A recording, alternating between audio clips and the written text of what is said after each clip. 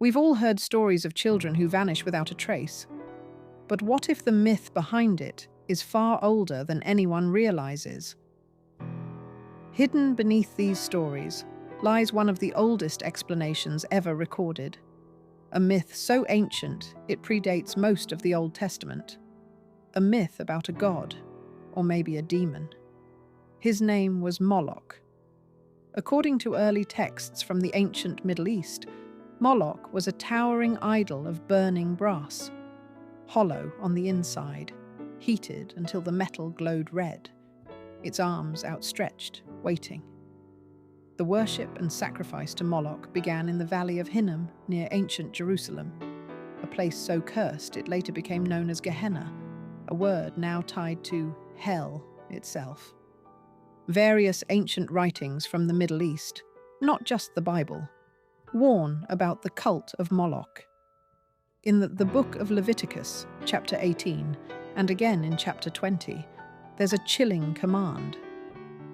Do not let your children pass through the fire to Moloch. Whoever does shall surely be put to death. But the warnings don't stop there. Outside the Bible, Moloch, or rituals frighteningly similar to his, appear in Jordanian, Carthaginian, and Phoenician inscriptions. Together, these accounts paint a clear picture. This wasn't just one town's nightmare. The worship of Moloch spread across the ancient Middle East and the Mediterranean, and wherever this idol appeared, one terrifying pattern repeated. Prosperity, fields thriving overnight, enemies collapsing, leaders rising to power in impossible ways, or people gaining sudden wealth. All bought with a price no one dared speak aloud. But here's the part most people never hear. The myth doesn't end in the ancient world. Some say the rituals and the disappearances continued long after these ancient kingdoms fell. Centuries later, archaeologists made a shocking discovery, one that showed Moloch's sacrifices were far more widespread than anyone had imagined. Long after the warnings in Jerusalem and Ammon, evidence surfaced somewhere unexpected. Carthage, in modern-day Tunisia, North Africa.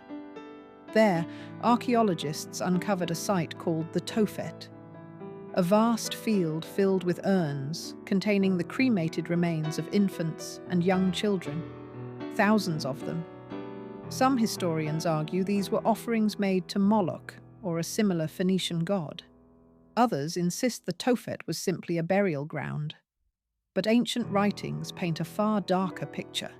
They describe drums and horns echoing through the night, played loudly so villagers wouldn't hear the screams. They speak of priests who believed fire was a doorway, and that children were the only offering the god would accept. And here's the part that still unsettles people today.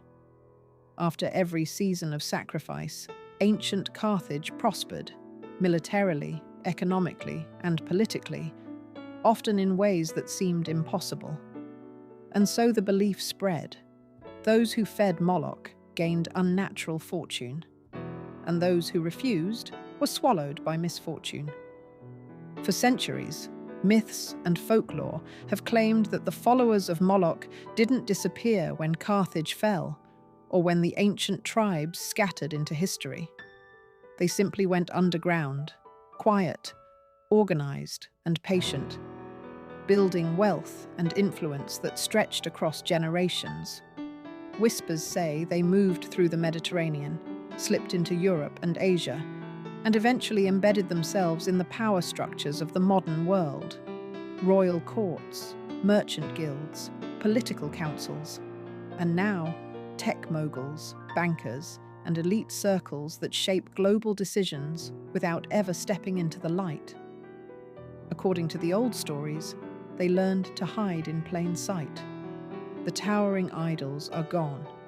The fires no longer burn in public. Yet the myths insist the sacrifices and the disappearances never stopped. Because whenever someone rose too fast, gained too much, or survived a disaster they shouldn't have walked away from, people quietly wondered if a hidden power was pulling strings.